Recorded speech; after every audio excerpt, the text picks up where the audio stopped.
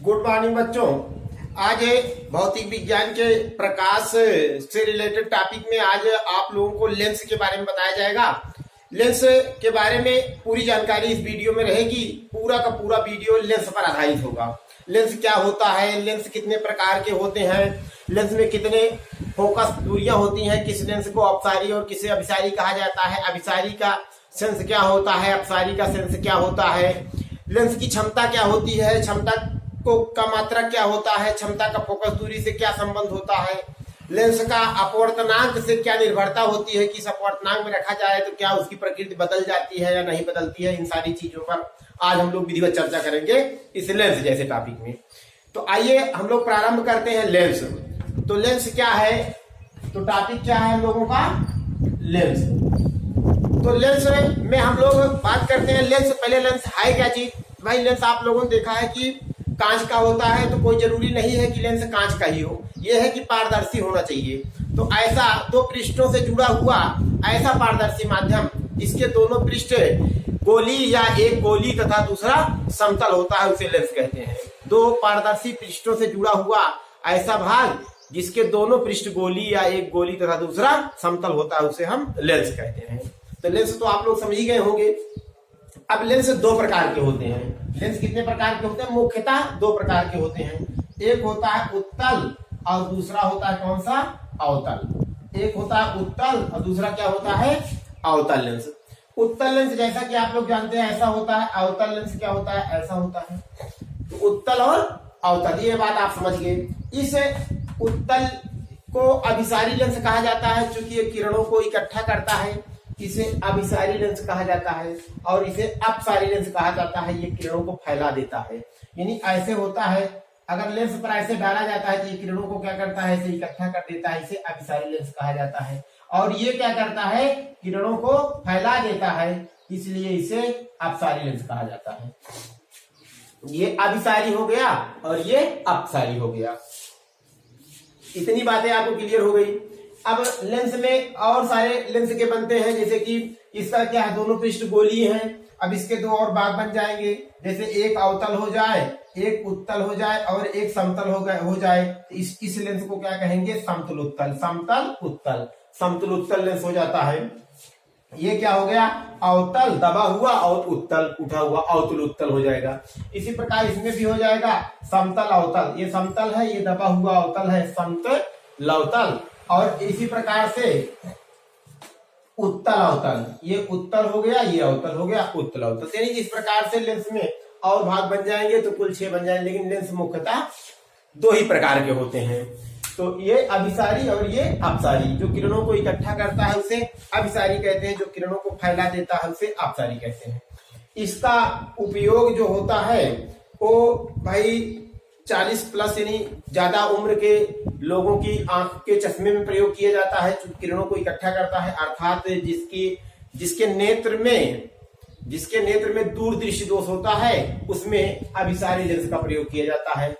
अब उसके बाद कैमरे में, सूक्ष्मदर्शी में ये और चाइना लाइटें जो आजकल आ रही हैं, टार्च में जो है छोटे छोटे, उसमें भी उत्तल लेंस का प्रयोग किया जाता है। कैमरे में, सूक्ष्मदर्शी में भी प्रयोग किया जाता है अवतल लेंस, उत्तल लेंस यानी अभिसारी लेंस का।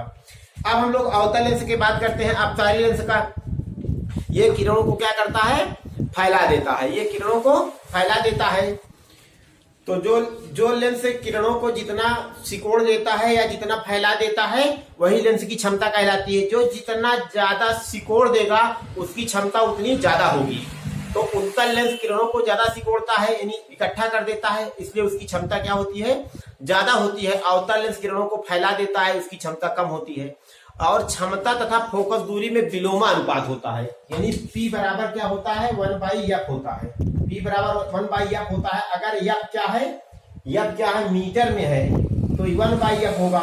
अगर f क्या है सेंटीमीटर में है तो क्या हो जाएगा, 100/f होगा।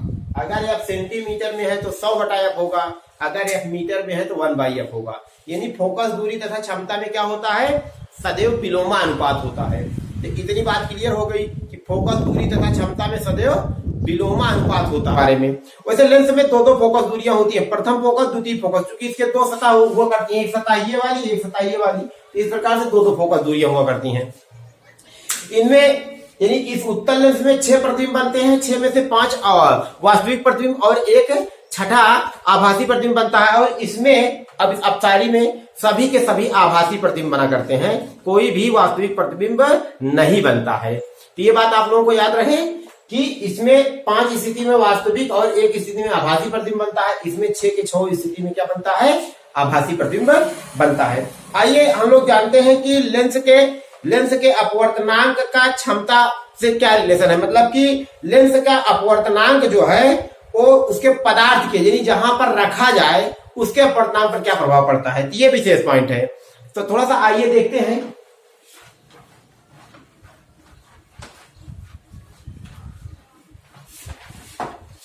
जैसे मान लीजिए कि ये लेंस रखा हुआ है, सपोज करिए कोई भी लेंस हो, और ये जिस माध्यम में, ये माध्यम है, इसका अपवर्तनांक n1 है, इसका अपवर्तनांक n2, यानी बाहर का माध्यम क्या है, n2 है। सपोज करिए ऐसे है ना, ये ऐसे रखा हुआ है।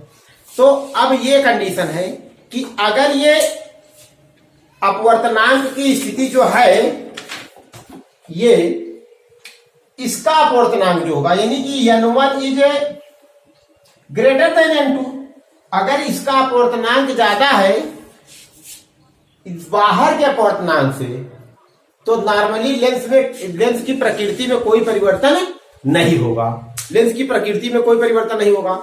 अगर n1 है बराबर है n2 के, अगर n1 यानी जो इसका माध्यम है वही इसका माध्यम हो जाए, तब क्या हो जाएगा, अगर दोनों का क्या है बराबर है अपवर्तनांक, ऐसी स्थिति में क्या होगा कि लेंस हमें माध्यम में दिखेगा नहीं, वो क्या होगा, कांच की पट्टी की तरह कार्य करेगा, उसमें लेंस को हम देख भाई मिल जाएगा, उसी में जैसा माध्यम उसका है, जितना अपवर्तनांक उसका है उतने अपवर्तनांक उसमें उसी में घुल मिल जाएगा।